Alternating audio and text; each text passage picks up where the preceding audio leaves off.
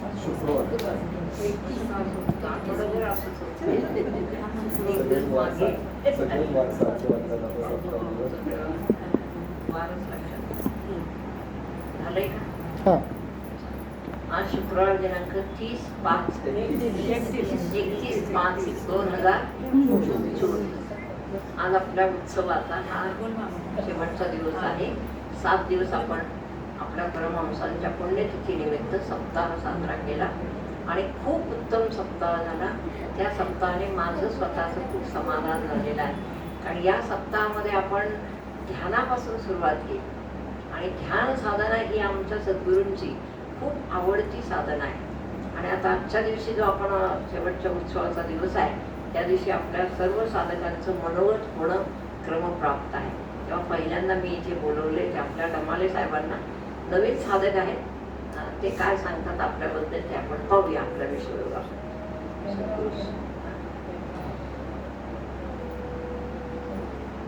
सद्गुरु शरण.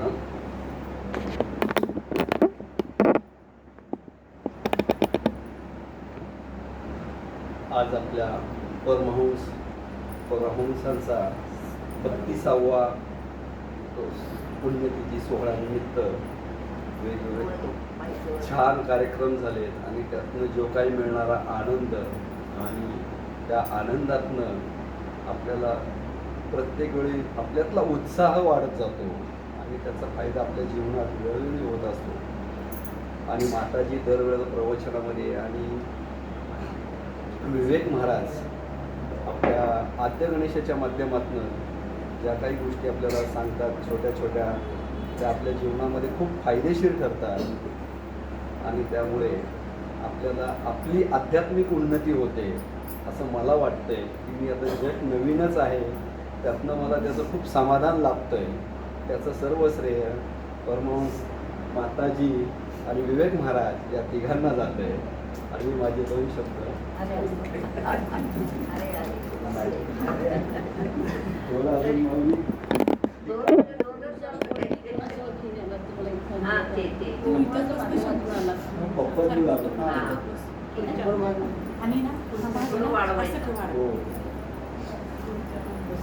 आता कोण मनोगताला पहिला दुसरा नंबर कोण लावतो? माधुरी ताई का? या माधुरी या या. आपल्यातले सगळे बोलतात याची मला बोला ना. या तुम्ही माझ्याकडे बघितलं म्हणून या या. सुधरत नाही.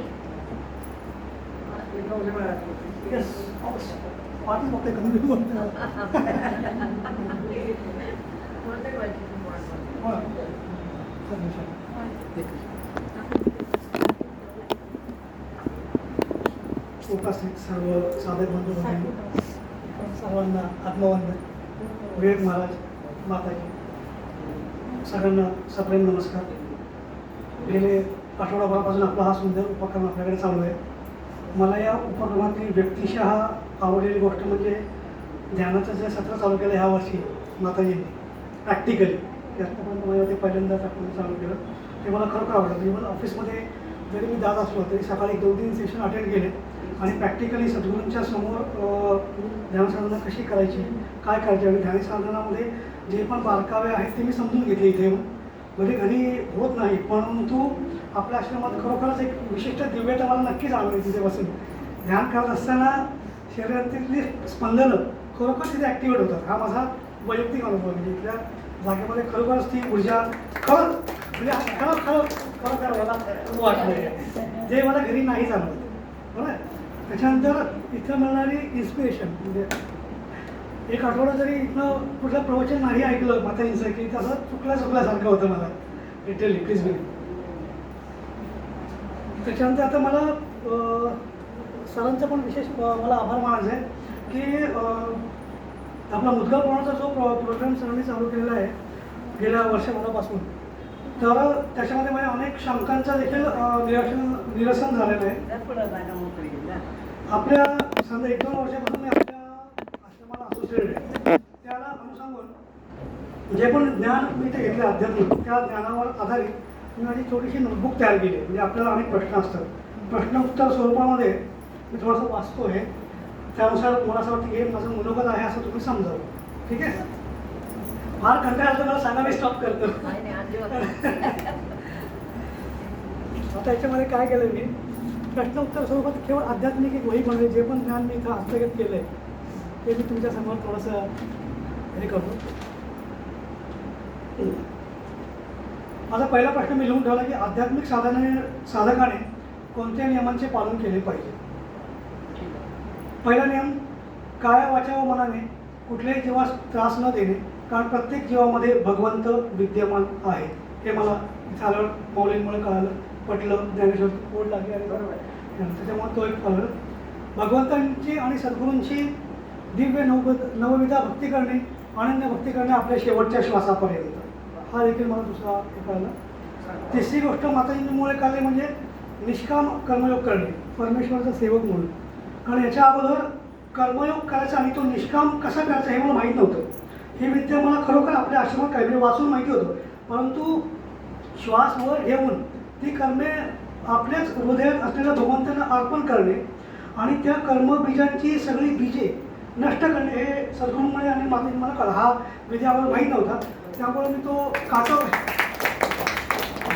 हा मी किती बिझी असलो तरी काटेकोरपणे फॉलो करतो. म्हणजे इव्हन ऑफिसमध्ये जरी असलो तरी ऑफिसमध्ये गेल्यानंतर सकाळी 9:15 वाजता, त्यानंतर जेवताना 1:15 वाजता, 4:45 वाजता चहाची सुट्टी होते आणि संध्याकाळी असं 4 वेळा मी काटेकोरपणे हे फॉलो करतो. ठीक आहे. हे म्हणजे अक्षरशः माताजीमुळेच कळलं, आम्हाला माहिती नव्हतं हवे. दररोज ध्यानसाधना करणे हे तर आहे. मला अजून एक आपल्याला सांगायचं होतं की खरं तर तुम्ही सगळे सिनियर साधक आहात. तुम्हाला म्हणजे मी काय सांगणार, थोडंसं मर्यादेचं बोलल्याने झालं असेल तर क्षमा असावी. आपली सर्व कर्मे नित्यनेमाने वेळच्या वेळी ईश्वराला अर्पण करणे, परनिंदा कधीही न करणे, खोटे न बोलणे, चोरी न करणे, परान्न सेवन न करणे, हे आध्यात्मिक साधकांनी पाळायचे नियम. धर्मग्रंथांचे सखोल वाचन करणे. आता धर्मग्रंथाचं काय होतं की वाचनच नाही करत आपल्याला कळणार नाही. म्हणजे मी इव्हन घरी असलं जे पण इथं शिकवलं जातं, सर जे सांगतात मुद्गलप्रमाणे माता जे सांगतात ते घरी जाऊन वेगवेगळ्या धर्मग्रंथाचा मी हे करतो, सूक्ष्म डीप अनालिसिस करतो. याच्या अगोदर मी मागे पण सांगितलं मी करिअर फेअरच्या पुस्तकांमध्ये अभ्यास करायचो, करिअरसाठी स्ट्रगल करायचो, पैसा कसा कमवायचा, गाडी घोडे बंगले कसे घ्यायचे. पण बाबडे गेल्यापासून सगळे हेच झालं, म्हणजे जीवनच पलटलं आणि मला खरा विवेक सरांमुळे माताजींमुळे जागरूक झाला, हे मी तुम्हाला खरं सांगतो.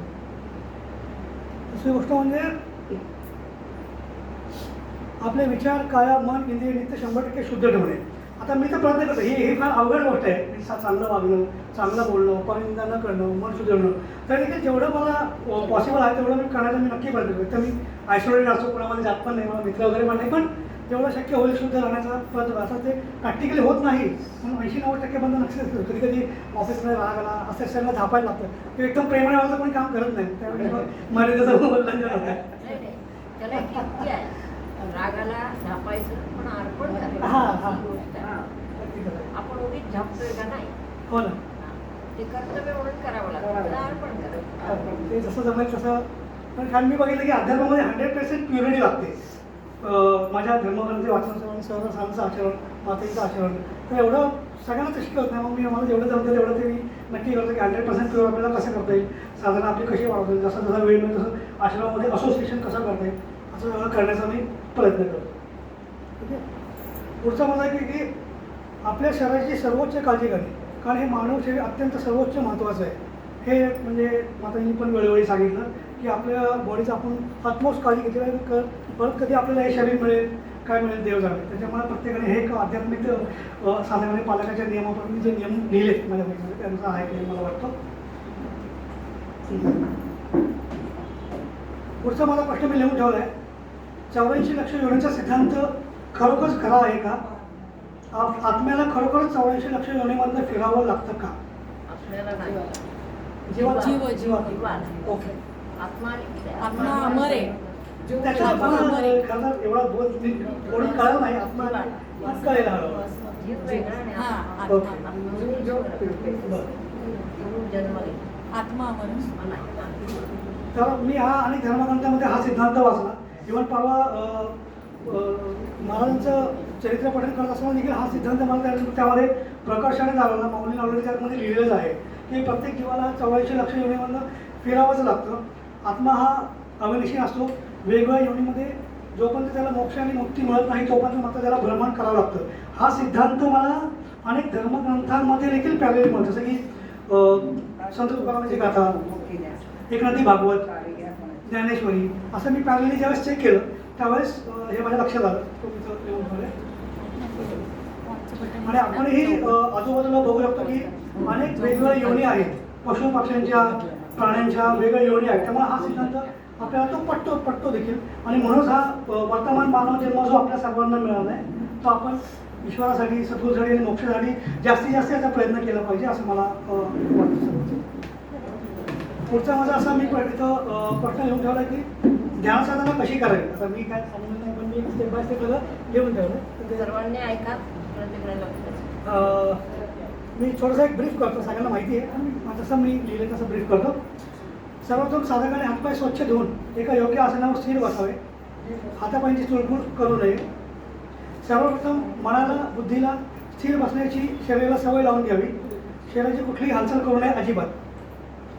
नंतर आपल्या सद्गुरूंचं आणि ईश्वरांचं स्मरण करून त्यांना शरण जावं.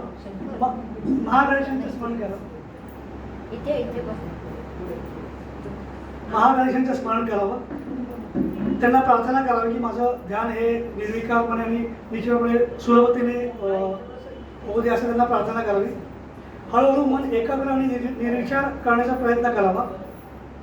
मनात अनेक विचार येत असतात, हे तर प्रत्येक माझ्या पण येतात तरी, पण हळूहळू नंतर माझा असा अनुभव आहे की पहिल्यांदा मला थोडंसं डिस्टर्ब जाणवलं. म्हणजे पहिल्यांदा मी करायचो, पण साधा एक वर्षभरापासून इथं प्रॅक्टिस करतो ध्यानाची.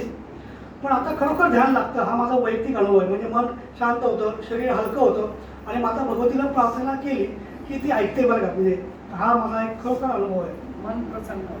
हां, ते विचार हळूहळू होतात कमी. म्हणजे लोकांना वाटते की अरे फार विचार येतात, कसा डिस्टर्ब असतो. म्हणजे पहिल्यापर्यंत जेव्हा ध्यानसाधना करायचो त्यावेळेस मलाही असं लागलं किती जड जातं हे, कसं करायचं वगैरे, पण आता जातं म्हणजे व्यवस्थित.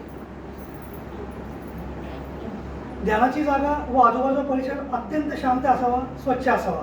हे अत्यंत काटेकोर. कसं असतं की तुम्ही आपण ध्यान लावतो, आपण कन्स्ट्रक्शन करण्याचा प्रयत्न करतो, पण आजूबाजूला जर काही असेल त्यामुळे माताजी सांगतात की 4:30 म्हणजे पाठीशिवाय ध्यान होऊच शकत नाही. इव्हन मी जरी करतो, होत नाही, पण कधी कधी 8 वाजता वगैरे बसतो. म्हणजे आपलं आंघोळ वगैरे झाल्यानंतर किंवा माझी नित्यपूजा करते, पण त्यावेळेस मग काय ना काय आवाज असतात, चालू असतात, ते तर डिस्टर्बन्स नक्की येतो. सो बाजूला हे असतं. हां,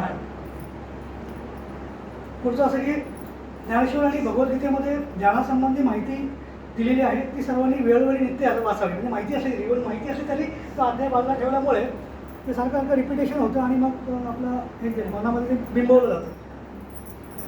ध्यान हे एका दिवसात साधत नाही, त्याला अनेक दिवसांची प्रॅक्टिस आणि साधना असावी लागते.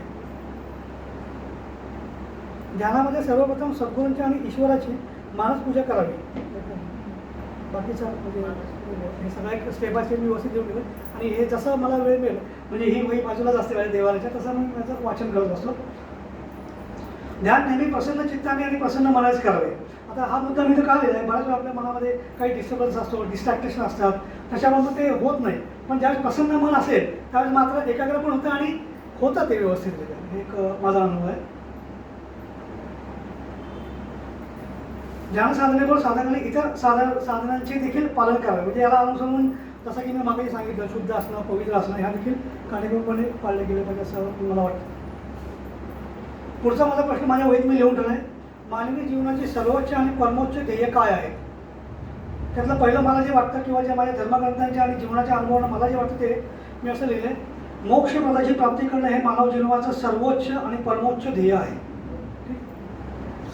पुढचं मला असं वाटतं की आत्मज्ञान, ब्रह्मज्ञान आणि आत्मसाक्षात्कार प्राप्त करणं. आता हे फार मोठ्या गोष्टी सांगतोय मी, पण हे सर्वोच्च ध्येय आहे असं माझ्या विश्लेषण, धर्मग्रंथाचा अभ्यास आणि सद्गुरूंची कृपा याच्यावरून हे देखील मानवी जीवनाचं सर्वोच्च ध्येय आहे. कारण आपल्याला कसं होतं, मी तुम्हाला सांगितलं हे का लिहिलं, का सांगतोय, कारण आपल्याला म्हणजे मला फार आवडतं लहानपणापासून आपल्याला मनावरती, मुलांवरती आपण हे तू मोठा हो, गाडी घे, बंगला घे, हे घे, ते घे. आपल्याला पण हा मार्ग सांगतच नाही.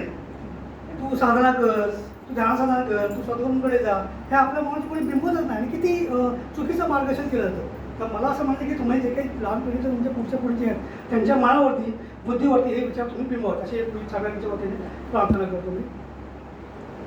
त्याच्यानंतर पुढचं मी याचं उत्तर की मी कोण आहे हे जाणून घेणे हे देखील मानवी जीवनाचं सर्वोच्च आणि परमोच्च ध्येय आहे. That is called as self realization. तर ते जसं म्हणजे ज्यांना झालं होतं सेल्फ रिलेशन, ते देखील मानव जीवनाचं परमोच्च ध्येय आहे.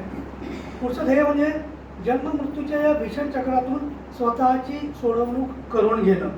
कारण हा मानव जन्म फार महत्त्वाचा असतो, हे तर मला चांगलं रिअलाईज झालं आहे.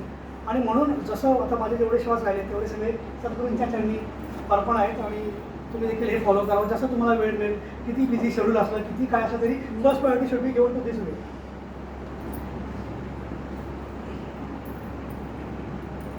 बाकी सगळं म्हणजे सर्व कर्मे निष्काम भावनेने करणे, आपल्या सर्व प्रश्नांची नेमकी आणि खरी उत्तरे मिळण्यासाठी धडपड करणे वगैरे वगैरे. ठीक आहे.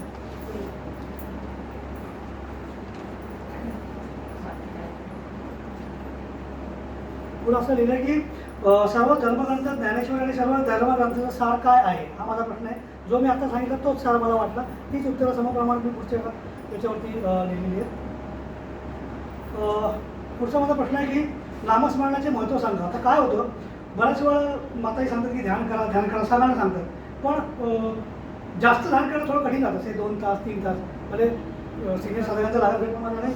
हां हां पण मग ध्यान करते असं म्हटलं हां कधीच होणार. खरं आहे खरं आहे. ते बाय डिफॉल्ट लागलं पाहिजे. ध्यान तो लावतो खरं आहे. आपण नाही. त्याच्यामुळे मग मी दुसरा मला जो पटला त्यात असं लिहिलं की नामस्मरणाचे महत्त्व सांगा. भगवंतांना प्राप्त करण्याचे नामस्मरण हे अत्यंत सुलभ व सोपे साधन आहे. नामस्मरणाला कुठलीही विधी विशेष लागत नाहीत. नामस्मरण हे या कलियुगातील अत्यंत सुलभ सोपे साधन आहे. भगवंतांच्या दिव्य नामस्मरणात मृत्यू झाल्यास मोक्ष निश्चित. अखंड नामस्मरणाने वाचासिद्धी प्राप्त होते. नामस्मरणाचे महत्त्व सर्वच संतांनी आपल्या सर्वच धर्मग्रंथात आणि साहित्यामध्ये सांगितलेलं आहे. सतत 24 तास नामस्मरणाने अंतकाळी सुद्धा भगवंतांचं स्मरण शक्य आहे. त्यासाठी ते आपल्या मनामध्ये बुद्धीमध्ये अंतरात्म्यामध्ये भिनलं पाहिजे. नामस्मरणाबद्दल सर्वच संतांचे एकमत आहे, हे देखील मला जाणवलं. अखंड नामस्मरणाने जीव भगवंतांच्या अत्याधिक जवळ जातो. खरोखरच नामस्मरण हे सोपे आणि सर्वांसाठी सुलभ साधन, त्याला कुठलेही विशेष नाही. हे नामस्मरणाचं महत्त्व मला जाणवलं. आता पुढचं, भगवंतांना प्राप्त करण्याचे अत्यंत सोपे उपाय काय आहेत, त्याची उत्तर मी असं लिहिली जी मला जाणवली. दिवसाचे 24 तास म्हणजे ॲज फार ॲज पॉसिबल जाता येता उठता बसता अखंड नामस्मरण करणे. प्रेमल सहस्त्रनामाचा आणि विष्णू सहस्त्रनामाचा अखंड जाप करणे. तो करत असतो तसा मला वेळ मिळेल मी देखील म्हणजे ते चालू असतं सारखं. म्हणजे इव्हन घरी असलं तरी 108 जी नावं आहेत तुम्हाला ते मला आवडतात पण ॲक्च्युली. आणि मातांनी पण आज्ञा केली 108 नावांची. भगवंतांची गाणी गुणणे, स्तोत्रे म्हणणे वगैरे वगैरे. भगवंतांची माहिती देणारे सर्व धार्मिक पुस्तके वाचणे. आता कसं असतं की एकतर बाह्य जीवनामध्ये आपल्या या गोष्टीची माहिती नसते. एक तर इथे येणं, अध्यात्मात बुद्धी होणं, मन लागणं, इट्स नॉट सो सिम्पल. पण कंटिन्यू असोसिएशनमुळे होतं. आणि धर्मग्रंथांचं वाचन केल्यामुळे काय होतं की आपला विवेक जागृत होतो. सत्य काय, असत्य काय, क्षणभंगूर काय, शाश्वत काय. म्हणून धर्मग्रंथांचं वाचन हे अत्यंत आवश्यक आहे असं मला वाटतं. आणि त्याच्यामुळे जीव अत्याधिक भगवंतांच्या जवळ जाऊ शकतो असं मला वाटतं. पुढचं म्हणजे सर्व कर्मे वेळच्या वेळी भगवंतांना अर्पण करणे कुठल्याही परिस्थितीत. हे तर मात्र मी कुठल्याही परिस्थितीत नेहमी करतो. तुम्ही देखील सर्वांनी हे वेळच्या वेळी करावं. कारण मी तुम्हाला काय सांगतो, माझ्या 42 वर्षाच्या अनुभवाने हा जीवन खरोखर कष्टदायी आहे. आता तुमच्या प्रत्येकाला काही ना काही प्रॉब्लेम नक्की असणार आहे. असं कोणी जीव इथं नाही की ज्याला काही ना फायनान्शियल प्रॉब्लेम असतील, काही ना शरीराचे प्रॉब्लेम असतील. किंवा म्हणजे येऊन आपल्या साहित्यात असं लिहिलं की संसार दुःख मूलम. कारण प्रत्येक जीव हा सुखासाठी धडपड करत असतो. परंतु आपण या दिव्य आध्यात्मिक मार्गावरती जाऊन आपण आपला आत्मकल्याण साधणं हे महत्त्वाचं आहे. ठीक आहे. पुढचा माझा मी प्रश्न लिहून ठेवला आहे, मृत्यूसमयी भगवंतांचं स्मरण होणं अत्यंत महत्त्वाचं का आहे. कारण माझ्या धर्मग्रंथांच्या अभ्यासानुसार मृत्यूसमयी भगवंतांचं स्मरण झाल्यास मोक्ष निश्चित. आता ह्याला पहिला भगवद्गीतेमध्ये भगवंत ग्वाही देतात, अंतकाले च मामेव स्मरणमुक्त अकलेव ह्या प्रयाती समात भाव याती नास्त्यत्र संशय. या कुठल्याही प्रकारचा संशय नाही. पण हे एवढं सोपं नाही आहे. ते त्यासाठी कंटिन्यू अनुसंधान, नामस्मरण आणि त्याच्यामध्ये आलं तरच मग. आणि इव्हन भगवंत स्वतः ग्वाही देतात की अशा जीवाची अंतसमयी मी त्याच्या सेवेला राहतो आणि मी त्याचा उद्धार करतो. त्याची देखील प्रचिती किंवा हे वाचनानुसार मला लक्षात आलं. आणि सद्गुरूंनी सांगितल्यानुसार मृत्यूसमयी जीवाची जी वासना असते ती वासना त्याला पुढील जन्मामध्ये जन्म घेण्यामध्ये कारणीभूत असते. वासनेची आणि संगे जीव घेणे नाही. त्यामुळे म्हणून मृत्यूसमयी भगवंतांचंच स्मरण होणं अत्यंत महत्त्वाचं आहे.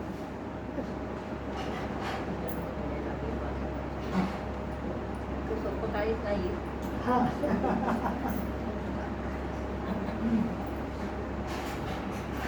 पुढचं एक मी स्वतःसाठी लिहून ठेवले. भगवंतांकडे, ईश्वराकडे किंवा सद्गुरूंकडे काय मागणं. आता लोक मागतात नाही किती असे गॉडकडे आपण काही ना काही मागत असतो. प्रत्येकाला प्रापंचिक अडचणी असतात, हे असतात. पण मी अशी विनंती केली की प्रापंचिक मागू नये, कारण मागितलं तरी ते असंही आज ना उद्या क्षणभंगुर आहे आणि नाश पावणं. त्यामुळे मी फॅमिलीसाठी, माझ्यासाठी आणि इव्हन सद्गुरूंसाठी पण आता ते मोक्ष मागत असतो. पण मोक्षाचं महत्त्व मला कळलं नाही. नाही, गॉडला सांगतो का माहिती का, तुम्ही किती जेवण बघितलं मला माहिती नाही, पण आपल्या आजूबाजूला अनेक जीव दुःखी आहेत. म्हणजे काहींना हात नाही आहेत, पाय नाही आहेत, काहींना आर्थिक अडचणी येते, मी सुद्धा बघतो. आणि त्यावेळेस मग विवेक जागृत झाल्यामुळे मग मी किती बिझी असतो तरी इथे येतो आणि गॉडकडे हे करतो की याला सोडवता सगळ्यांना आणि फॅमिलीला, कुटुंबियांना. कारण इट्स नॉट सो सिम्पल.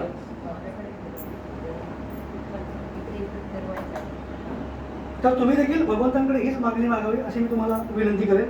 तसंच स्वतःचं आणि कुटुंबियांच्या संपूर्ण सुरक्षेसाठी नेहमी मागावं. कारण सेफ्टी असेल तरच आपण बाकी सगळे काम कुटुंबाचे आपण करू शकतो. तर सुरक्षा देखील तुम्ही सर्वांनी गॉडकडे मागावी, बाकी काही मागू नये. हां, मी जसं फार होतंय का, फार असं सांगा, मी थांबतो बरं का. नाही, थोडं म्हणजे महत्त्वाचं आहे ते सांग. आता पुढचा महत्त्वाचा मुद्दा असा, भगवंताचं स्मरण करावं पुढची सवयी. तर आपल्याला मंत्र म्हणायचा का भगवंताचं स्मरण करावं? या इकडे भाषण करायला. पण आता म्हणजे प्रश्नाचं उत्तर मात्र बरोबर सांगायचं. स्मरण करावं, नामस्मरण करावं. त्यावेळेस त्या माणसाला शुद्ध असतं. सर्वांनी नाम, त्याच्या पायऱ्या आहेत, स्टेप्स आहेत. सांगेल. त्याचा मुद्दा एक मी प्रश्न इथे लिहून ठेवला आहे की रामायण आणि महाभारत काळातली जी ठिकाणी सध्या अस्तित्वात आहेत त्याची नावं लिहून दिली. कारण काय होतं, बऱ्याचशा अनेक सुशिक्षित लोक देखील महाभारत आणि रामायण खोटं आहे असं ठरवतात. इव्हन मी ज्यावेळेस मी चर्चा करतो माझ्या कंपनीमध्ये वगैरे, त्यांना खरं वाटत नाही. मग त्यामुळे पण मी मात्र ज्यावेळेस डीप ॲनालिसिस केलं त्यावेळेस मला असं लक्षात आलं, इव्हन यूट्यूबवरती वगैरे पण मी बघितलं, त्या श्रीकृष्णाचं घर, द्वारका नगरी, रावणाची लंका, हस्तिनापूर म्हणजे आता सध्याचं दिल्ली, अशोक वाटिका श्रीलंकेमधली, रामेश्वरम, कुरुक्षेत्र हरियाणाच्या इथं असलेलं, सुग्रीव गृहा, त्याच्यानंतर प्रभास क्षेत्र जिथं भगवंतांनी शेवटचं आहे घेतलं प्रभास क्षेत्र, गांधार म्हणजे आत्ताचं कंधार, त्यानंतर लेपाक्षी मंदिर, कामाख्या मंदिर, हे सगळे आत्ता असतील. याचा अर्थ ह्या सगळ्या जुन्या गोष्टी ॲक्च्युअलमध्ये रिअलमध्ये घडून गेल्या. ते कुठलेही कपोलकल्पित घटना किंवा केवळ महाकाव्य नाहीत. हे गोष्टी याच्यावरनं सत्य होते. म्हणजे भगवंत आले होते, धरतीवरती आले, त्यांनी भगवद्गीता सांगितली सगळ्यांसाठी, अर्जुना करवी, आणि त्यांनी आपला डिवाईन पाथ सगळ्यांना सांगितला. जे लोक खोटं वाटतात ते त्यांचं दुर्दैव.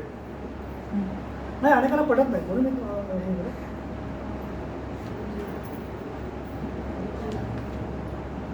आता अजून एक सगळ्यात महत्त्वाचं वाक्य, म्हणजे माझं अजून अध्ययन आहे, मला माहीत नाही, पण म्हणजे जे मला खवं असलं ते मी सांगतो. आता आपण म्हणतो की धर्म, अर्थ, काम आणि मोक्ष. मोक्ष हा चौथा पुरुषार्थ आहे आपल्या सनातन हिंदू धर्मामध्ये. पण मोक्षाची जी मला व्याख्या गवसली, मला माहीत नाही पण जी मला गवसली सद्गुरूंकडनं आणि धर्मग्रंथाच्या वाचनावरनं, ते मी तुम्हाला सांगतो. मी प्रश्न असा लिहून ठेवला आहे, मोक्षाची नेमकी आणि खरी परिभाषा काय आहे.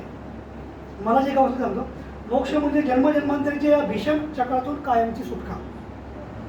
दुसरा जो अर्थ मला गवसला मोक्षाचा, दिव्य भगवद्गीतेनुसार मोक्ष म्हणजे दिव्य भगवत धामाची म्हणजेच वैकुंठ लोकाची प्राप्ती, जेथे गेले असता पुन्हा जीव या मृत्यू लोकात पुन्हा कधीही जन्माला येत नाही.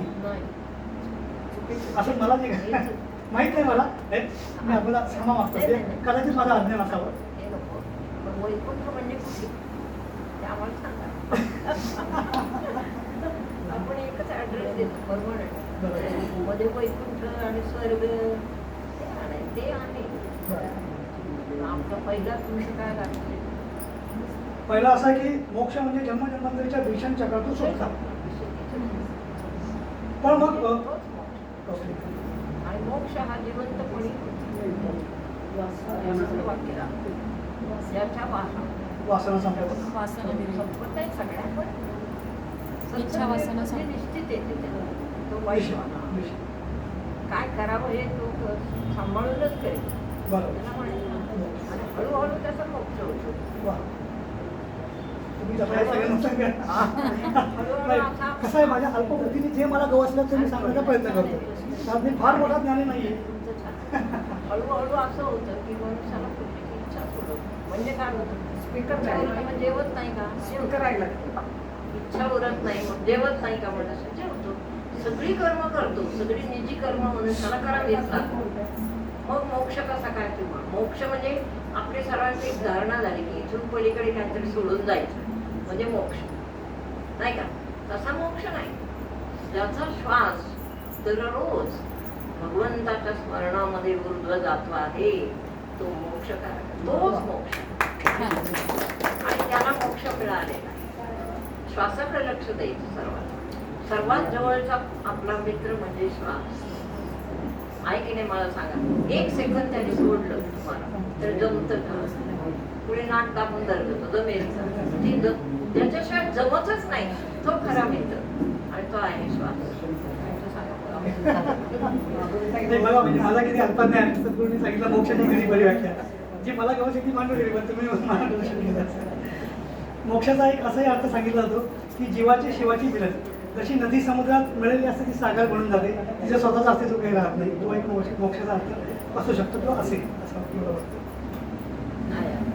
म्हणजे संसार आणि पुनर्जन्मापासून मुक्ती हा ते मोक्ष खरं आहे खरं आहे. आणि हे फार महत्वाचं आहे. नाही खरोखर हे महत्वाचं आहे. पुन्हा हा जन्म खरोखर नकोच ना. खरोखर नको आहे कारण ह्या जीवनामध्ये तुम्ही बघत असाल फार दुःख आहे आणि माझा 42 वर्षाचा अनुभव तर त्यांचा एकंदरीत अर्थ तोच. नाही मी सगळे माझे वैयक्तिक अनुभव आणि जे मी जीवन पाहिलंय आजूबाजूला आत्तापर्यंत त्यानुसार मला जे वाटलं ते खरोखर प्रामाणिकपणे तुमच्या सगळ्यांपासून मांडू इच्छित जेणेकरून तुमचा वेळ ज्यावेळी लवकरात लवकर तुम्ही मोक्ष मार्गाकडे वाटचाल तुम्ही सर्वांनी करा असं मला खरोखर मनापासून वाटतं. ज्या जीवांना मोक्ष मिळत नाही त्यांना ही जन्ममृत्यूची भयानक दुःखे अनेक जन्म भोगावे लागतात. ठीक आहे पुढचा मी असा प्रश्न लिहिला आहे आपली सर्वच्या सर्व कर्मे भगवंतांना वेळच्या वेळी अर्पण का करावेत कारण असे करणे अत्यंत महत्त्वाचे आहे. हाच निष्काम कर्मयोगाचा भाग आहे. याद्वारेच कर्मफळाच्या बंधनातून त्या जीवाची मुक्तता होते. कारण जे सकाम कर्म करतात त्यांची मदत ईश्वरही देखील कसा करू शकेल कारण सकाम कर्म केलं तर त्या कर्माचं चांगलं किंवा वाईट फळ भोगणं हे त्या त्या जीवाला कर्म प्राप्त होतं. त्यामुळं म्हणून आपण प्रत्येकाने वेळच्या वेळी श्वास वरती अर्पण करून भगवंतांना वेळच्या वेळी आपली कर्म अर्पण करणं हे अत्यंत अत्यंत अत्यंत महत्त्वाचं आहे. सद्गुरू प्रेमन माताजी देखील हेच वेगवेगळे करण्यास सांगतात.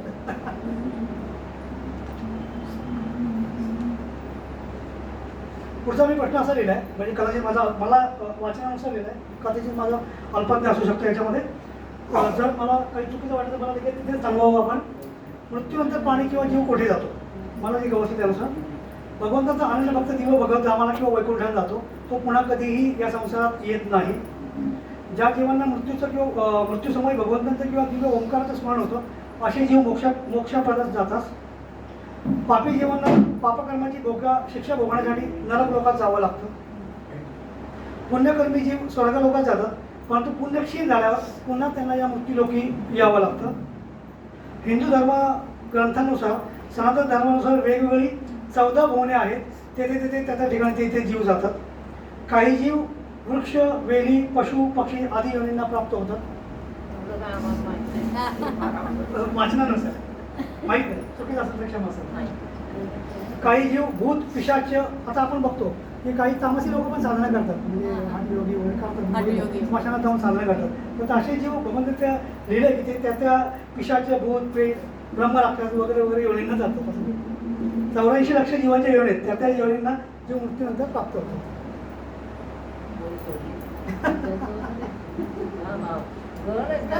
तुम्ही सांगितलं सगळं आणि वाचन मेन तर तुम्ही सांगितलं सगळं. हो मी बस करतो आपल्या प्रवचनामध्ये आपण एकदा अरे नाही काही चुकीचं वाटलं असेल तुमच्या भावना चुकायचं क्षमा असेल.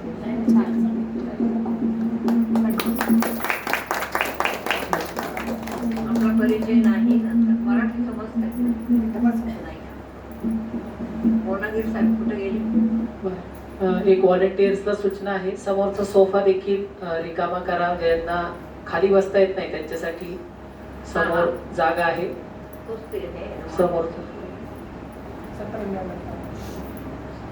ज्यांना खाली बसता येत नाही अशांसाठी व्यवस्था आहे. तरी त्या ठिकाणी ज्यांना जागा नाही, वर बसायला खुर्ची नाही, त्यांनी समोरच्या सोफ्यावर बसलं तरी चालेल. आता कोणाचे बोलायला किती वाजेपर्यंत ठेवायचं? 12:30 प्रवचन चालू. हा? हो ना.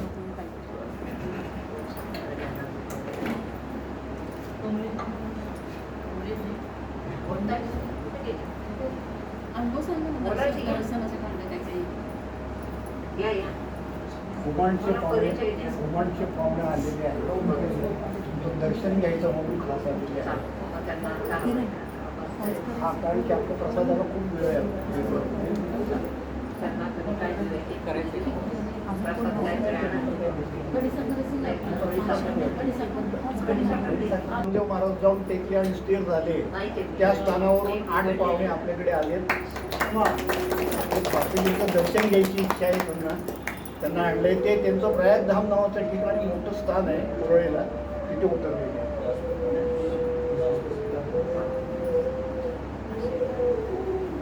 आप अपना नाम बताइए.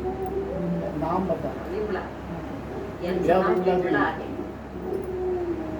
नामदेव महाराजांचं उत्तर भारतातलं जे पंजाबामधलं मान नावाचं जे गाव आहे, तिथे नामदेव महाराजांनी कार्य कोणी I'm glad to see.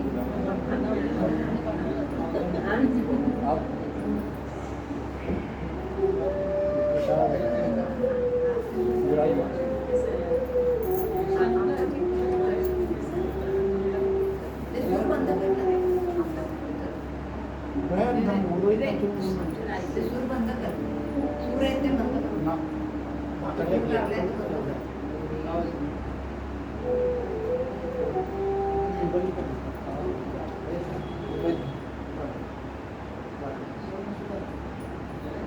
जय माता जी. सत श्री अकाल.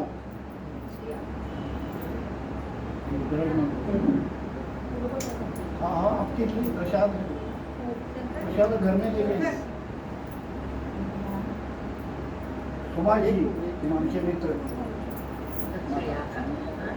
सत श्री अकाल. जय श्री कृष्ण.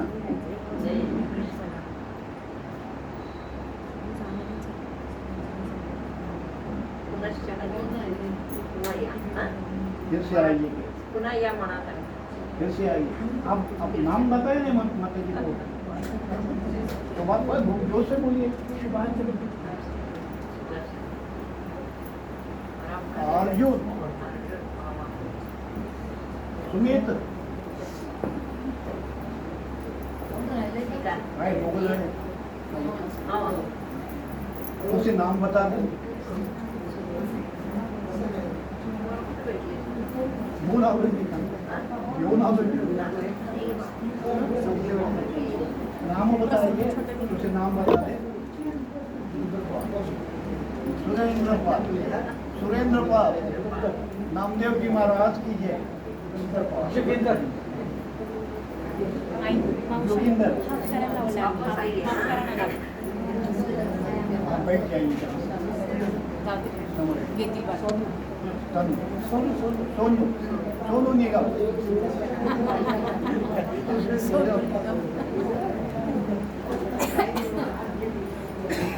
अशोक.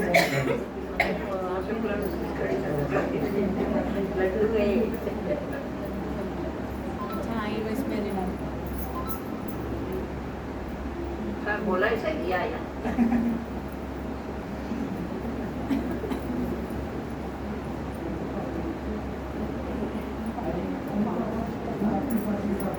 गोनागिरी साहेब. गोनागिरी तुम्हाला पंजाबी येते का?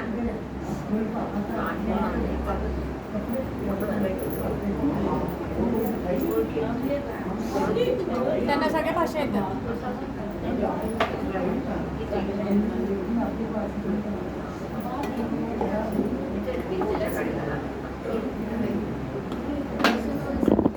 काय बोलणार?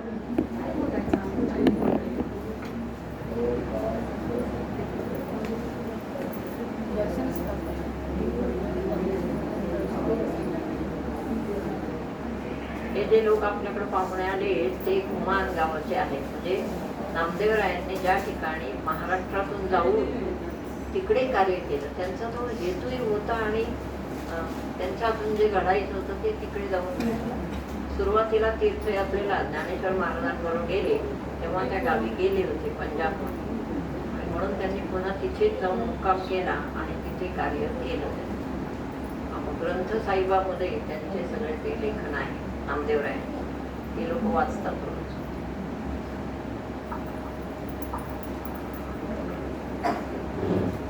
परमहंस समर्थ श्री परमहंस समर्थ श्री सद्गुरु बाळकृष्ण महाराज की जय.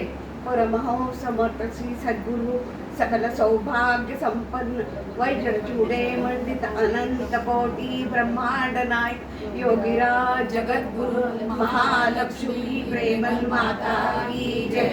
श्रीमंत राजराजेश्वर सिद्धिविनायक आत्मबोध विरचित कार्य चिंतामणी गणपती महाराज की जय. आज मी या ठिकाणी आजचा जो आपला कार्यक्रम आहे त्या निमित्त बोलत आहे. 31 वर्षापूर्वी या ठिकाणी माझं इथं मी आले. 17 डिसेंबर 1993 साली या ठिकाणी माझं ॲडमिशन झालं. हा विश्वयोग कसा झाला? प्रथम हा प्रेमल परिवार म्हणून प्रसिद्ध होता, परंतु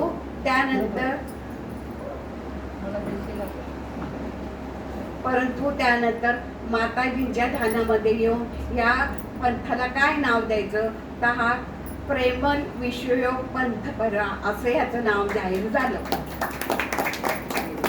बरं, या ठिकाणी काय आहे हे मला काहीच माहिती नाही. सत्संग म्हणजे काय? आपल्याला शाळेमध्ये फक्त गुरुजींचंच आपल्याला हे असतं, ते आपलं अध्ययन करतात.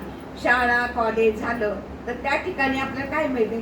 फक्त 12वी पास किंवा कॉलेजची डिग्री.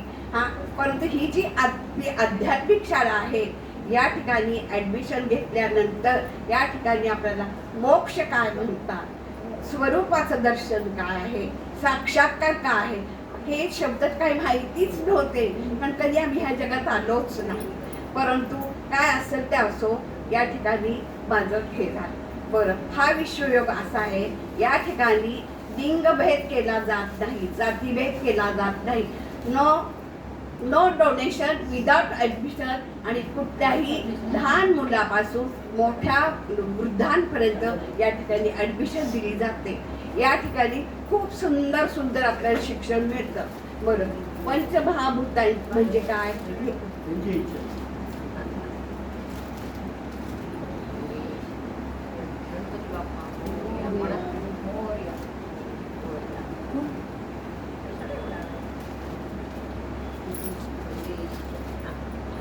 पंचमहा परत 3 वाजता गाडी आहे स्टेशनला, त्याच्या आत तुम्हाला म्हणजे भोजन व्हायचं 2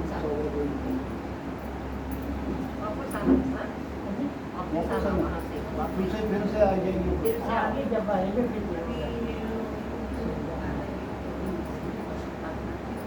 या ठिकाणी पंचमहाभूत म्हणजे काय हे सुद्धा माहिती नव्हतं. याची माहिती आम्हाला माताजींनी करून दिलेली आहे. त्याचप्रमाणे षड्रूप म्हणजे काय? षड्रूप काय? राग लोभ मद मोह मत हे केव्हा कळालं?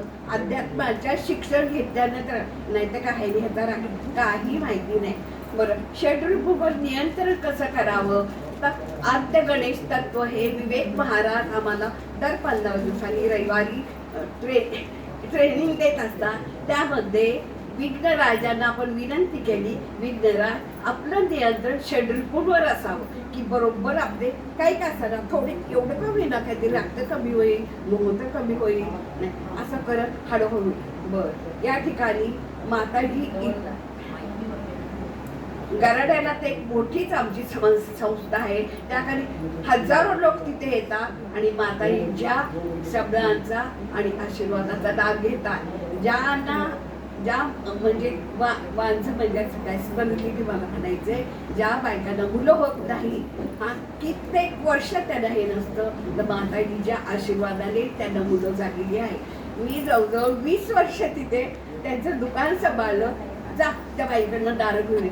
मग मी बघितलं हा तर ते मुलं एवढं मोठं झालेलं बरं का. म्हटलं काय बोल, अहो मॅडम तुम्हीच नाही का दिलं दारं दिलं. कोण? अहो मग हे काय ते बाळ म्हणे तुमच्याकडे दारं अशी कित्येक बाळाची छोटी छोटी आलेली मी पाहिली. तसं ज्यांची लग्न जमत नाही किंवा विघ्न असतं काय असतं तर त्यांच्या पत्रिका विवेक महाराज वाचन करतात आणि त्याप्रमाणे आता वाचली काय लागले तुमचं दुसऱ्याशी लग्न होणार आहे का. अहो कारस्थ पत्रिका वाचली का. अहो धीरधरा ना होईल ना काय, पण तीही लग्न होतात आणि तिथे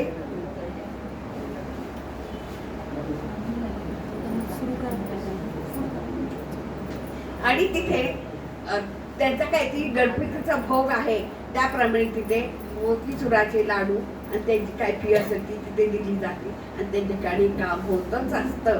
हा तसंच या ठिकाणी वर्षातून दौरेला ज्ञानेश्वरी पारायण हा कार्यक्रम इतका सुंदर झालेला आहे आणि हे हॉल जो आहे इतकी शक्ती भरलेली आहे की मी ते नेहमी जवळजवळ 31 वर्ष मी या ठिकाणी 7 दिवस राहिलेली. कशाचीही भीती नाही काही नाही. त्यांच्यात बनन करणं चिंतन मी कुठल्याही नोट्स काढत नाही काही नाही. जे माताजी शिकवतील त्याचं मनन चिंतन सतत करायचं आणि आपले बरोबर आहे. ध्यान साधनेला माताजीला प्रार्थना करून सकाळी उठलं बरोबर 4 वाजता जाग येते. जाग आली की आपली प्रार्थना करायची. सर्व प्रार्थना होतात आणि ध्यान हळूहळू लागेल. अगदी ध्यान लागलंच पाहिजे. अहो पण तुम्ही काहीतरी करताय ना त्याचा फायदा तुम्हाला होणारच आहे. असं काही नाही की मला ध्यान लागत ते मला स्वरूप दिसत नाही हे नाही ते काही नाही. अहो आपल्याला त्याचा आशीर्वाद देतो त्याचे ते किती चांगलं आहे.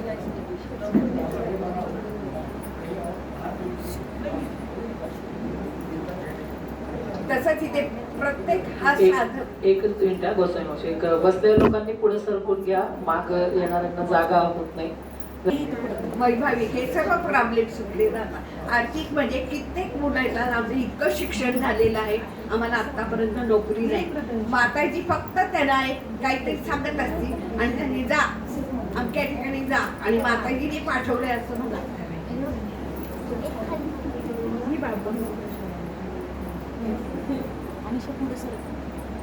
तर कित्येक तरुण मुलांना माताजींनी केवळ त्यांच्या आशीर्वादाने त्यांच्या शब्दावरती फक्त माझं नाव सांगा बघा तुमचं गाव आणि त्या मुलांना नोकऱ्या लागलेल्या आहे. कित्येकांचे मेडिकल प्रॉब्लेम असतात. कुणाला दम लागतो कुणाला काय असतं. ते विवेक महाराजांच्या अंत्यगणेश तत्वातून त्यांनी ओंकार साधना शिकवलेली आहे. ओंकार साधनेमुळे निगेटिव्हिटी नाहीशी होते आणि आपलंच काय आपल्या घरादाराचं आपल्या आजूबाजूच्या परिसराचं संपूर्ण शुद्धता होते. त्याचप्रमाणे रामकृष्ण हरी हा जो मंत्र आहे तर राम म्हणजे श्वास घेताना राम कृष्ण म्हणतात हे होतं आणि हरी म्हणता नाही. तर हा कशासाठी घ्यायचा तर जे फुफ्फुसाचे रोग असतात त्यांनी सतत रामकृष्ण हरी म्हटलं की त्यांची श्वास सुद्धा.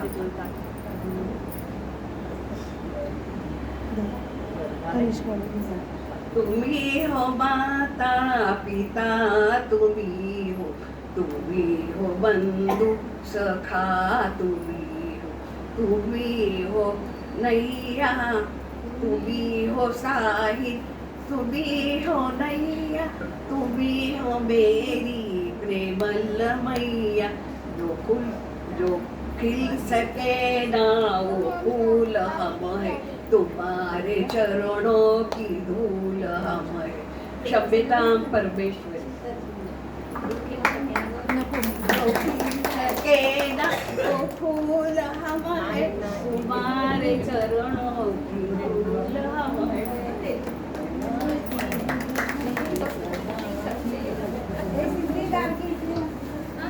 खूप छान मनोगत व्यक्त केलेलं आहे. अपराधी मी कर्म केले नाही तुझ अर्पण म्हणूनच ही क्षमा प्रार्थना करीते समर्पण आई करीते समर्पण तुझी करता आणि करविता शरण तुला प्रेमल माता मी शरण तुला प्रेमल माता ह्याच करता आहे ह्याच कर्म आहे ह्याच आपल्याला करूया. आपल्या ज्येष्ठ साधिका विजया लक्ष्मी गोस्वामी यांच्या मनोगतासाठी जोरदार टाळ्या होऊन जातात.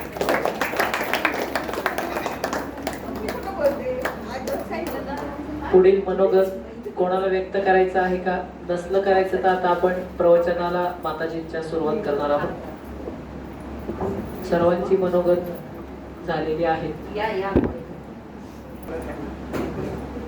हॅलो. तर आज आपल्या परमहंस बाळकृष्णानंद महाराजांची 32वी पुण्यतिथी आपण साजरी करीत आहोत. आठवडाभर सर्व काही कार्यक्रम फार उत्तम रीतीने पार पडले, केवळ प्रेमल माताजींच्या आणि विवेक महाराजांच्या कृपेने. तर सगळं काही सप्ताह छान झाला आणि आजच्या हा शेवटच्या दिवसाचा उपक्रम. तर आपल्या साधकांची जी काही मनोगत असतील ते आपण 2 मिनिटात आपण करूया. तर मला असं सांगायचं, गुरु तेथे ज्ञान, ज्ञानी आत्मदर्शन, दर्शनी समाधान अति द्यायचे. तर गुरु म्हणजे परमहंस, आपले परमहंसांसारखे गुरु तर जगातही नसतील असं मी म्हणते. आणि त्यांच्या परमशिष्या परमहंस प्रेमल माताजी झाले. तर जे ज्ञान त्यांनी शिकवलं, ज्ञान तर सर्वजण शिकवतात, परंतु परमहंसांनी जे ज्ञान शिकवलं ते आत्मज्ञान शिकवलं. म्हणजे जगात हे ज्ञान नाही शिकवत, हे अतिशय गूढ ज्ञान आहे ज्ञानेश्वरीचे. आणि मग हे आत्मज्ञान आपल्या प्रेमल माताजींनी इतकं काही आत्मसात केलं आणि त्यांच्या ते परमहंसांची इच्छा असायची की हे तुम्ही सर्व ज्ञान सर्व साधकांना शिक. म्हणजे कसं आहे, इतर ज्ञानात आपण शिकतो आणि गुरु जे आहेत ते सगळे बहुतेक सगळे छाछू करणारे किंवा मंत्र वगैरे देणारे असे गुरु आहेत. म्हणजे तो नित्य आपल्या खवलेजींनी सांगितलं की आपल्याला मोक्षास जायचं. मग मोक्षास जाण्यासाठी आपल्याला काय साधना पाहिजे, तर आपल्या प्रेमल माताजींनी आपल्याला बरोबर ह्या मार्गावरती आणून सोडले. तर तो मार्ग आहे ध्यान मार्ग. तर ध्यान मार्गामध्ये सतत ध्यान करा, पहिल्यांदा लागत नाही, प्रयत्न करा, प्रयत्न करण्याने काहीही सफल होतं. तर तसं त्याप्रमाणे आपण रोज ध्यान करा, 15-20 मिनिटं, अर्धा तास. त्या ध्यानाने काय होईल, आणि सद्गुरू माऊली आपल्याला बीजमंत्र देतात. तर जो बीजमंत्र आहे किंवा आपले विवेक महाराज सांगतात मोरयाची साधना करा. तर बीजमंत्र आणि मोरया हे काहीच वेगळे नाही. प्रेमल माताजी, मोरया किंवा आपले परमहंस सगळे एकच आहे. आणि जे काय आपल्या महाराजांनी माताजींनी जो काय बीजमंत्र दिला, हा बीजमंत्र म्हणजे मोरयाच आहे, वेगळं काहीच नाही. तर त्याची जर आपण सतत साधना केलो तर तुमच्या जीवनात सगळ्यांच्या अत्यंत सुख हे भरलेलेच आहे. आणि तुम्ही पूर्णपणे सगळे काय म्हणतात मोक्षात जाणार का नाही, तर निश्चितपणे सगळेजण मोक्षात जातील. आणि आपल्या सद्गुरूंची हीच इच्छा आहे की प्रत्येक साधकाने ध्यान करा, ध्यानानेच तुम्हाला सर्व काही प्राप्त होणार आहे. म्हणून सद्गुरूचरणी एवढेच 2 शब्द बोलून मी आपलं हे संभाषण संपवते. सद्गुरू शरण.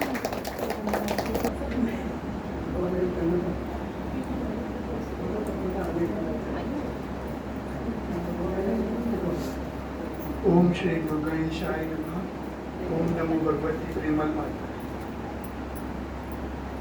आपण कालच्या प्रवचनात माताजींनी सांगितलं की सद्गुरू आपल्याला न कळत आपल्या प्रारब्धामध्ये जे काही मोठं संकट येत असतं ते अगदी नाहीसं करतं.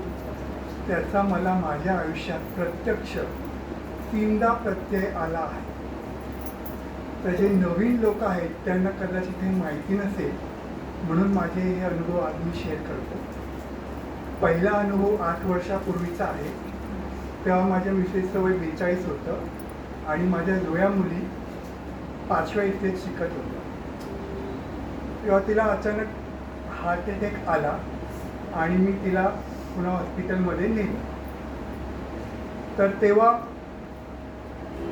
सद्गुरू कृपेने काय माहिती, माझ्या स्वभावात इतकं धैर्य आणि बुद्धीत इतकं स्थैर्य होतं की मी इतका खंबीर राहिलो. एकदम मला माझं आश्चर्य वाटलं. शेजारच्या एका मुलाला बोलवलं, त्याच्या मदतीने मिसेसला खाली नेलं. लगेच रिक्षा मिळाली आणि रिक्षावाला फक्त मी एकदा रिक्वेस्ट केली की तू लवकर चालव. आणि त्याने अक्षरशः 6 ते 7 मिनिटात माझ्या घरापासून पुणे हॉस्पिटल गाव. तिला ॲडमिट केलं. डॉक्टर म्हणाले की अटॅक आला आहे. त्याच्यानंतर इमर्जन्सीमध्ये 1 तासाभराने इंजेक्शन दिलं. त्याच्यानंतर मी त्यावेळेला आणि आजही माताजींचा मला इतकी आदरयुक्त भीती आहे, ॲक्च्युली तो रिस्पेक्ट आहे. आणि आपल्याला असं वाटतं की आपण इथं आध्यात्मिक उत्कर्षासाठी येतो, तर इथे येऊन परत आपण आपले सगळे सांसारिक प्रॉब्लेमच का सांगायचे, ते थोडंसं मला चुकीचं वाटतं, पटतच नाही. त्यामुळे मग तेव्हा पण त्या कठीण प्रसंगामध्ये मी थोडीशी हिंमत करून विवेक महाराजांना फोन लावला आणि त्यांना असं कळवलं की असं असं झालेलं आहे. तर लगेच मला माताजींचा फोन आला. त्यांनी मला तेव्हा ते मंत्र दिला, ओम जूम सह. हा लघु महादेवाचा मंत्र आहे, लघु महामृत्युंजय मंत्र. पण आपण तेव्हा त्या मनस्थितीत किंवा परिस्थितीत नसतो की आपण बसून ते जप करणार. तर मी तर एकदम सगळं देवावरती आणि विशेष म्हणजे सद्गुरूंवरती सोपवलं आणि मनात इतकी खात्री होती की मी फक्त माताजींना प्रार्थना करूनच मोकळा झालो. आणि तेव्हा नंतर ते इमर्जन्सीमधनं संध्याकाळी ICU मध्ये मिसेसला हलवलं आणि मी इतका निवांत होतो की मिसेस ICU मध्ये आहे, अटॅक आलाय, तरी मी त्या निवांतपणे झोपून गेलो रात्री ICUच्या बाहेर.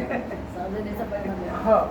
आणि सकाळी मग मला जाऊन दिला ICU मध्ये आणि मग मी मिसेसला भेटलो. तर मी मिसेसचा चेहरा बघितला.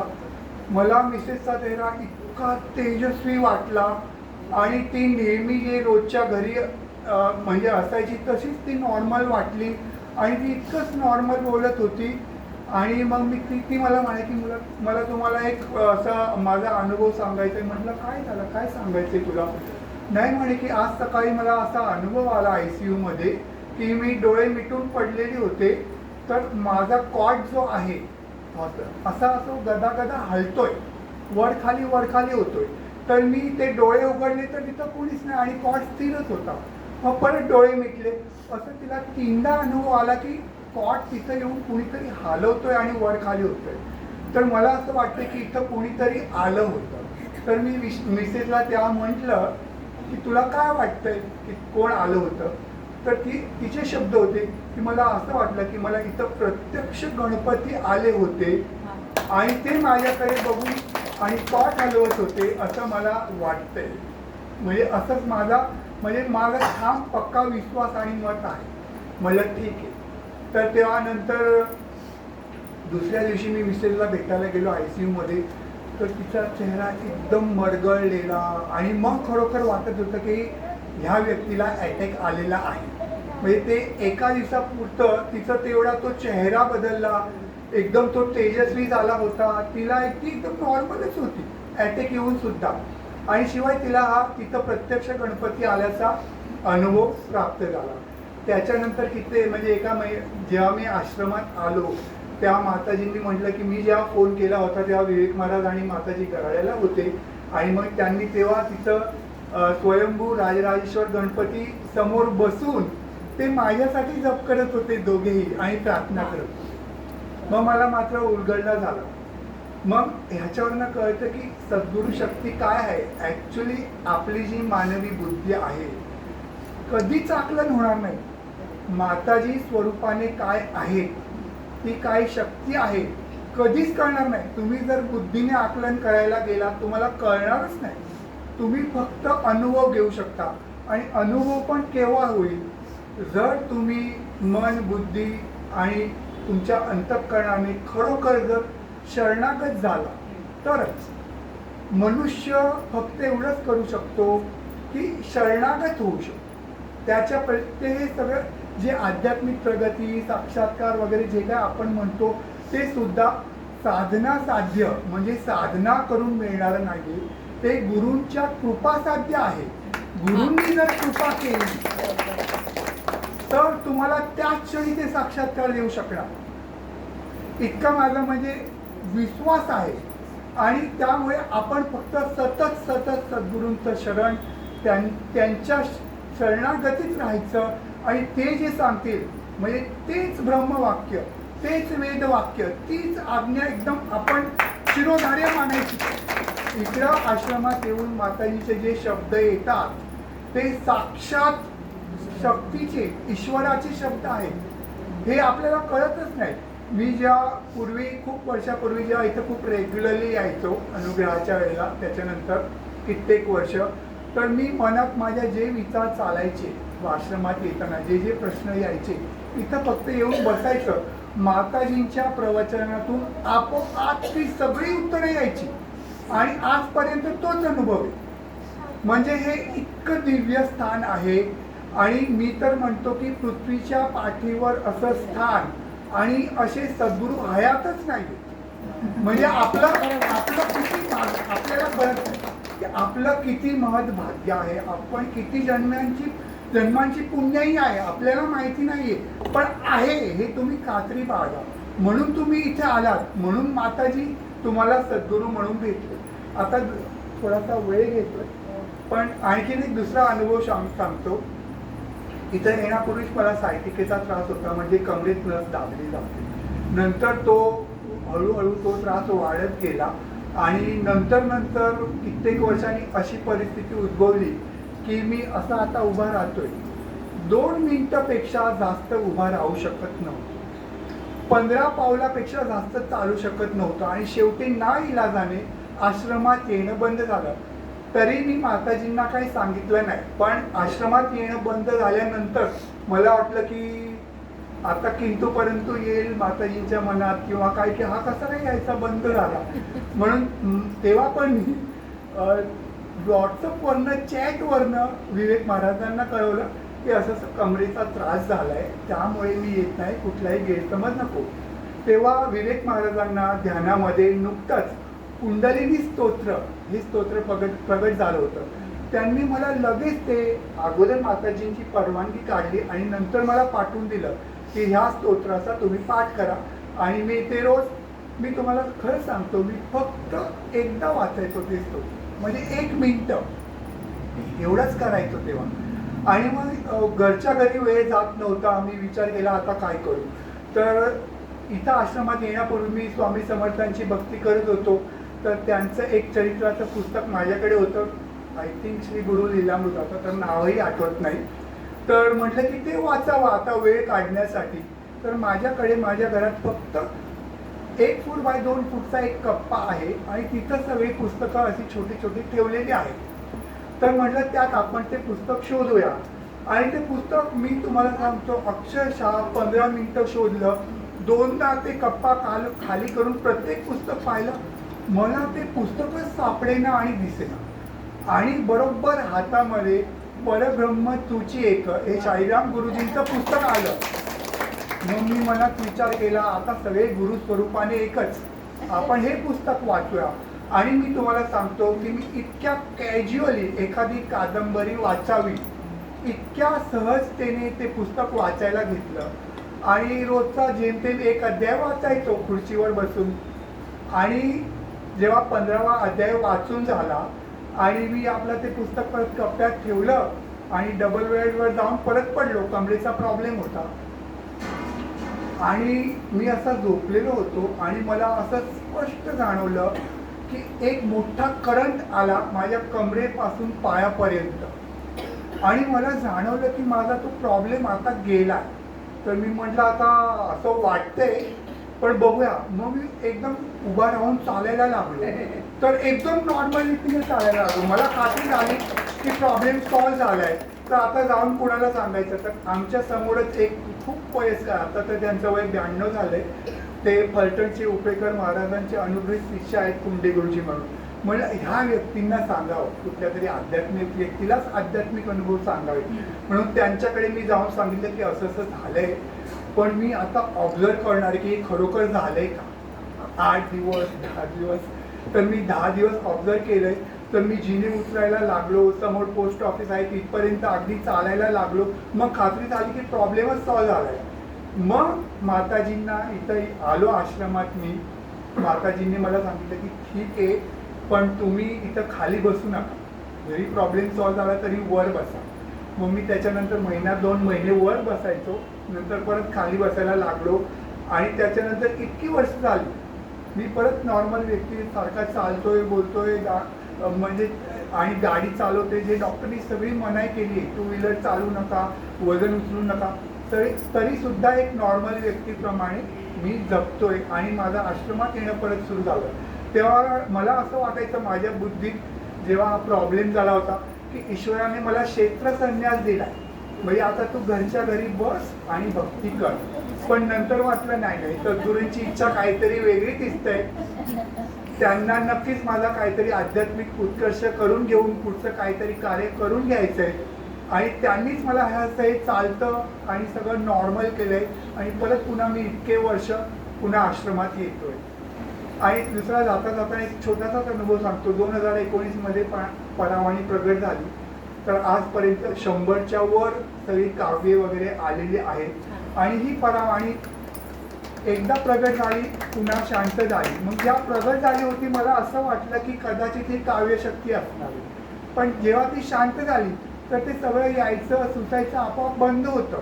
मग तेव्हा कळतं की नाही, ही खरोखर काहीतरी सद्गुरूची कृपा आहे, ईश्वराची कृपा आहे, सद्गुरूचं देणं आहे. मग असं तीनदा जेव्हा जेव्हा शंका येते परत परावाणी सुरू होते. असं तीनदा परावाणी प्रगट होऊन शांत झालेली आहे. शेवटचं कित्येक महिन्यापूर्वी माताजींचे सहस्त्रनाम, तेव्हा पण 1000पेक्षा जास्त नावं आलेली आहेत, पण माताजींनी सांगितलं की ते ठीक आहे, तुम्ही विश्वयोगावरती पाठवू नका, कारण माताजी असं स्वतःचं महिमा कधीच कोणाला कळून येणार नाही. म्हणजे तुम्ही विचार करा की असे सद्गुरू कुठे भेटणार की 2दा त्यांची सहस्त्रनामे प्रगट झालेली आहेत आणि त्यांनी सांगितलं सुद्धा नाही की अशी दुसऱ्यांदा सहस्त्रनाम प्रगट झाले. तर मी फक्त एवढंच म्हणेन की तुमच्या आयुष्यात येणारी कितीही संकट मोठं असू द्या, ते आपल्याला न कळता आपले सद्गुरू ते बाजूला सारतात, आपलं त्याच्यापासून रक्षण करतात. म्हणजे त्यांची कृपा एवढी अगाध असते, अनाकलनीय आहे, आपल्याला कळणारच नाही की त्यांनी कृपा केली हे सुद्धा आपल्याला कळत नाही. मी तर सांगतो, तर तुम्ही फक्त माताजींना अखंड आयुष्यभर शरण राहा आणि त्यांचा शब्द म्हणजे आपली वेदवाक्य, एवढं समजून मी माझं 2 मिनिटाचं व्यक्त 2 मिनिटं नाही जास्त झालं, व्यक्तव्य संपवतो, क्षमा मागतो. आपल्या कमलेशजी राणापुरा हे आपले माताजी